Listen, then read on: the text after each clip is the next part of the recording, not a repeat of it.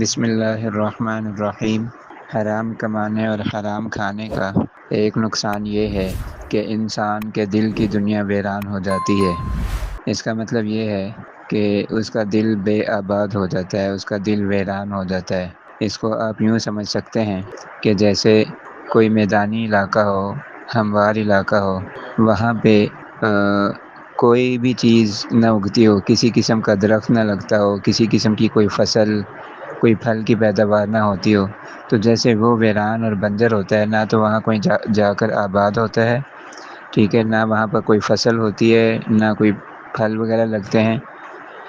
اسی طرح اگر پہاڑی علاقے کو دیکھا جائے تو پہاڑی علاقوں میں بھی بعض علاقے ایسے ہوتے ہیں جو پتھریلے ہوتے ہیں، جہاں پہ کچھ بھی نہیں اگتا، نہ کوئی فصل نہ کوئی پھل وغیرہ۔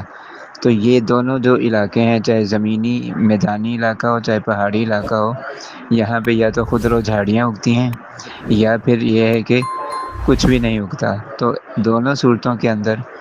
ایسی زمین، ایسا علاقہ کسی کے استعمال میں نہیں ہوتا، ناقابل استعمال ہوتا ہے، یعنی ایسی زمین اور ایسا علاقہ ناقابل استعمال ہوتا ہے، اور ایسی جگہ سے کسی کو کوئی فائدہ نہیں ہوتا۔ اسی طرح جس کا دل ویران ہو،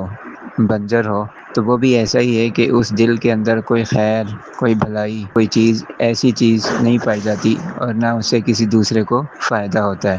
حدیث شریف میں آتا ہے، جس کا مفہوم ہے کہ